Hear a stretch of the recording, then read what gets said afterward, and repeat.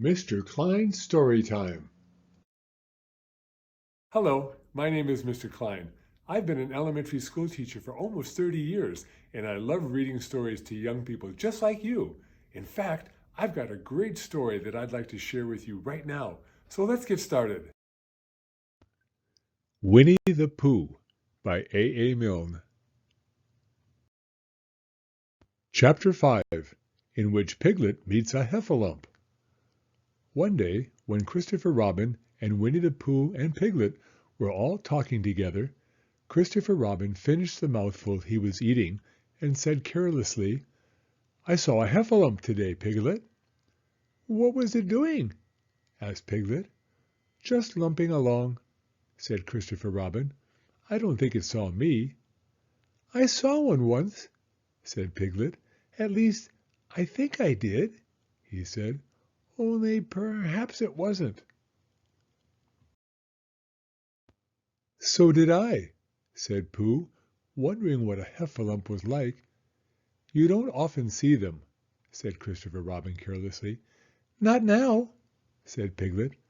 "Not at this time of year," said Pooh. Then they all talked about something else until it was time for Pooh and Piglet to go home together. At first, as they stumped along the path which edged the 100-acre wood, they didn't say much to each other, but when they came to the stream and had helped each other across the stepping stones and were able to walk side by side again over the heather, they began to talk in a friendly way about this and that, and Piglet said, "If you see what I mean, Pooh." And Pooh said, "It's just what I think myself, Piglet." And Piglet said, "But, on the other hand, Pooh, we must remember." And Pooh said, "Quite true, Piglet, although I had forgotten it for the moment." And then, just as they came to the 6 pine trees, Pooh looked round to see that nobody else was listening, and said in a very solemn voice, "Piglet, I have decided something." "What have you decided, Pooh?" "I have decided to catch a Heffalump." Pooh nodded his head several times as he said this, and waited for Piglet to say how, or "Pooh, you couldn't," or something helpful of that sort, but Piglet said nothing. The fact was, Piglet was wishing that he had thought about it first. "I shall do it," said Pooh, after waiting a little longer, "by means of a trap, and it must be a cunning trap, so you will have to help me, Piglet." "Pooh," said Piglet, feeling quite happy again now, "I will." And then he said, "How shall we do it?" And Pooh said, "That's just it. How?" And then they sat down together to think it out. Pooh's first idea was that they should dig a very deep pit, and then the Heffalump would come along and fall into the pit, and "Why?" said Piglet. "Why what?" said Pooh. "Why would he fall in?" Pooh rubbed his nose with his paw, and said that the Heffalump might be walking along, humming a little song, and looking up at the sky, wondering if it would rain, and so he wouldn't see the very deep pit until he was halfway down, when it would be too late. Piglet said that this was a very good trap, but supposing it were raining already? Pooh rubbed his nose again, and said that he hadn't thought of that.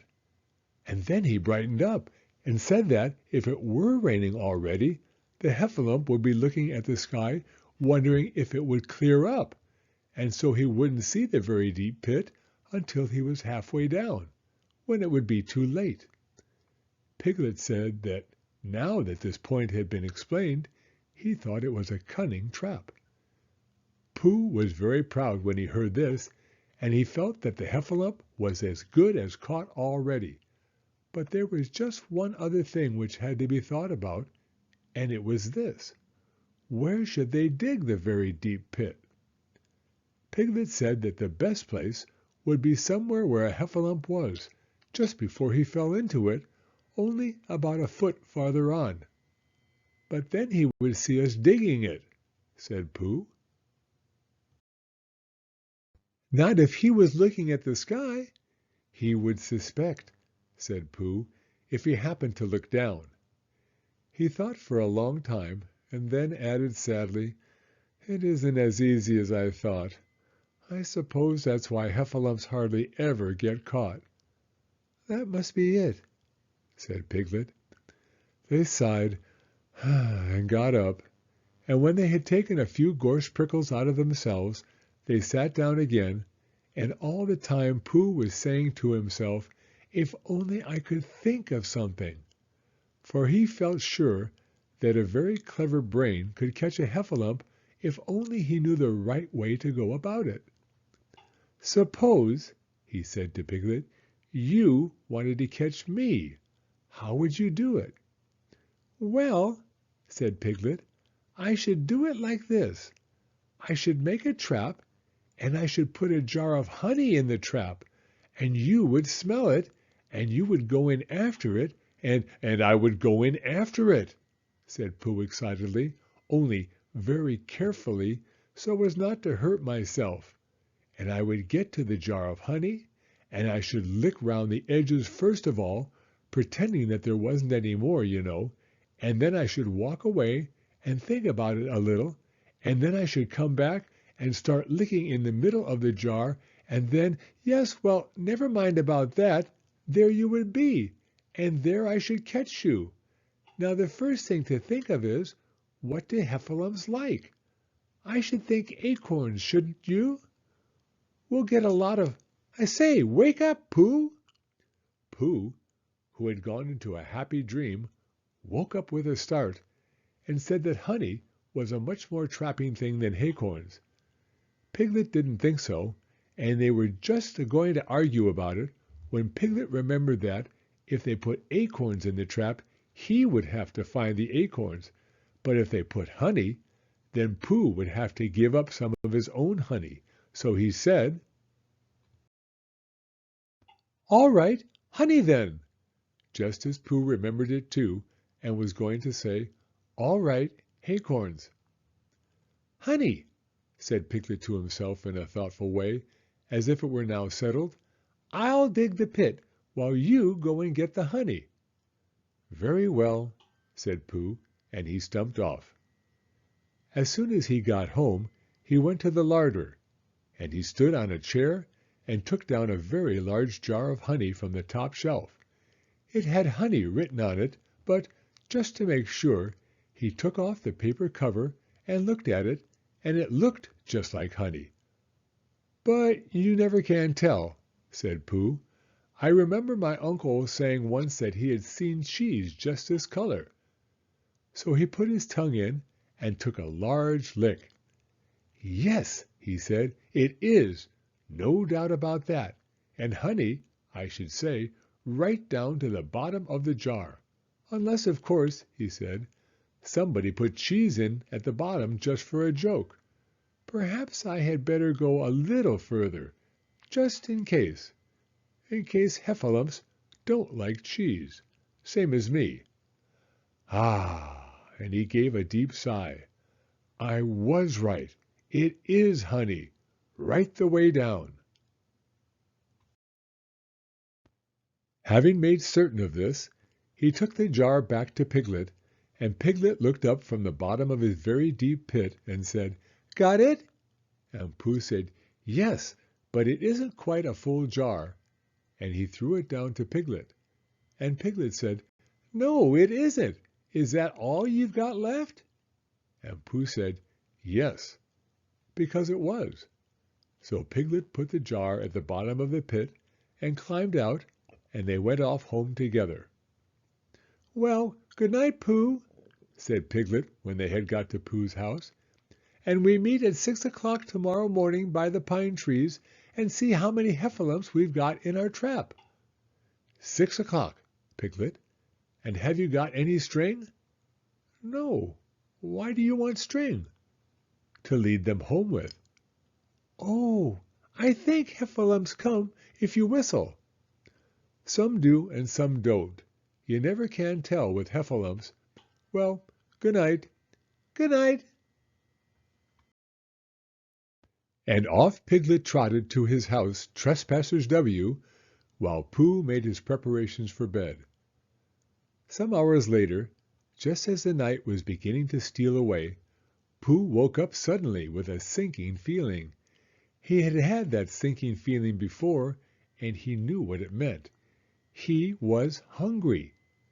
So he went to the larder, and he stood on a chair and reached up to the top shelf and found nothing. "That's funny," he thought. "I know I had a jar of honey there, a full jar, full of honey right up to the top, and it had honey written on it, so that I should know it was honey. That's very funny." And then he began to wander up and down, wondering where it was, and murmuring a murmur to himself, like this: "It's very, very funny, 'cause I know I had some honey, 'cause it had a label on saying honey. A galoptious full-up pot, too, and I don't know where it's got to. No, I don't know where it's gone. Well, it's funny." He had murmured this to himself 3 times in a singing sort of way, when suddenly he remembered. He had put it into the cunning trap to catch the Heffalump. "Bother," said Pooh. "It all comes of trying to be kind to Heffalumps." And he got back into bed. But he couldn't sleep. The more he tried to sleep, the more he couldn't. He tried counting sheep, which is sometimes a good way of getting to sleep, and, as that was no good, he tried counting Heffalumps, and that was worse, because every Heffalump that he counted was making straight for a pot of Pooh's honey, and eating it all. For some minutes he lay there miserably, but when the 587th Heffalump was licking its jaws and saying to itself, "Very good honey this, I don't know when I've tasted better," Pooh could bear it no longer. He jumped out of bed, he ran out of the house, and he ran straight to the 6 pine trees. The sun was still in bed, but there was a lightness in the sky over the 100-acre wood which seemed to show that it was waking up and would soon be kicking off the clothes. In the half-light the pine trees looked cold and lonely, and the very deep pit seemed deeper than it was, and Pooh's jar of honey at the bottom was something mysterious, a shape and no more. But as he got nearer to it, his nose told him that it was indeed honey, and his tongue came out and began to polish up his mouth, ready for it. "Bother," said Pooh, as he got his nose inside the jar. "A Heffalump has been eating it." And then he thought a little and said, "Oh no, I did. I forgot." Indeed, he had eaten most of it, but there was a little left at the very bottom of the jar, and he pushed his head right in and began to lick. By and by, Piglet woke up. As soon as he woke, he said to himself, "Oh." Then he said bravely, "Yes," and then still more bravely, "Quite so." But he didn't feel very brave, for the word which was really jigging about in his brain was Heffalumps. What was a Heffalump like? Was it fierce? Did it come when you whistled? And how did it come? Was it fond of pigs at all? If it was fond of pigs, did it make any difference what sort of pig? Supposing it was fierce with pigs, would it make any difference if the pig had a grandfather called Trespassers William? He didn't know the answer to any of these questions, and he was going to see his first Heffalump in about an hour from now. Of course, Pooh would be with him, and it was much more friendly with 2. But suppose Heffalumps were very fierce with pigs and bears? Wouldn't it be better to pretend that he had a headache and couldn't go up to the 6 pine trees this morning? But then suppose that it was a very fine day, and there was no Heffalump in the trap. Here he would be, in bed all the morning, simply wasting his time for nothing. What should he do? And then, he had a clever idea. He would go up very quietly to the 6 pine trees now, peep very cautiously into the trap, and see if there was a heffalump there. And if there was, he would go back to bed. And if there wasn't, he wouldn't. So off he went. At first he thought that there wouldn't be a heffalump in the trap, and then he thought that there would. And as he got nearer, he was sure that there would, because he could hear it heffalumping about it like anything. "Oh dear, oh dear, oh dear," said Piglet to himself, and he wanted to run away. But somehow, having got so near, he felt that he must just see what a heffalump was like. So he crept to the side of the trap and looked in. And all that time Winnie the Pooh had been trying to get the honey jar off his head. The more he shook it, the more tightly it stuck. "Bother," he said inside the jar, and "Oh, help," and mostly "ow," and he tried bumping it against things. But as he couldn't see what he was bumping it against, it didn't help him, and he tried to climb out of the trap, but as he could see nothing but jar, and not much of that, he couldn't find his way. So at last he lifted up his head, jar and all, and made a loud roaring noise of sadness and despair. And it was at that moment that Piglet looked down. "Help, help!" cried Piglet. "A heffalump, a horrible heffalump!" And he scampered off as hard as he could, still crying out, "Help, help! A horrible heffalump! Hoff, hoff! A hellable horrorlump! Haul, haul! A hoffable hellerump!" And he didn't stop crying and scampering until he got to Christopher Robin's house. "Whatever's the matter, Piglet?" said Christopher Robin, who was just getting up. "Hef," said Piglet, breathing so hard that he could hardly speak. "A heffalump." "Where?" "Up there," said Piglet, waving his paw. "What did it look like?" Like it had the biggest head you ever saw, Christopher Robin. A great enormous thing, like nothing. A huge big, well, like I don't know. Like an enormous big nothing, like a jar." "Well," said Christopher Robin, putting on his shoes, "I shall go and look at it. Come on." Piglet wasn't afraid if he had Christopher Robin with him, so off they went. "I can hear it, can't you?" said Piglet anxiously as they got near. "I can hear something," said Christopher Robin. It was Pooh, bumping his head against a tree root he had found. "There," said Piglet. "Isn't it awful?" And he held on tight to Christopher Robin's hand. Suddenly, Christopher Robin began to laugh, and he laughed, and he laughed, and he laughed. And while he was still laughing, crash went the heffalump's head against the tree root, smash went the jar, and out came Pooh's head again. Then Piglet saw what a foolish piglet he had been, and he was so ashamed of himself that he ran straight off home and went to bed with a headache. But Christopher Robin and Pooh went home to breakfast together. "Oh, Bear," said Christopher Robin, "how I do love you." "So do I," said Pooh. The end. Click the link below to go to Chapter 6, in which Eeyore has a birthday and gets 2 presents. Thank you for coming to Storytime.